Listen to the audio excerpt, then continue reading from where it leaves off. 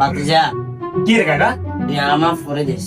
মা কি রে কাকা, এখান থেকে কথা বললেন একসাথে কত সুন্দর ভাবে আইলাম, হঠাৎ করে আমি কিছে কাকা? কোনো শরীর ঠিক আছে নি কাকা? আমার মন মানসিকতা ঠিক আছে নি? শরীর ঠিক আছে কিন্তু মন মানসিকতা খারাপ। এখান থেকে কথা বললেন কাকা? আইবের সময় ব্যাগরে কর না, বাতিজের লগে দাবাতে যাইয়ে, আর বাতিজের লগে দাবাতে যাইয়ে, হঠাৎ করে আপনার মনের কিছে? মনের কিছু কই দিতি না?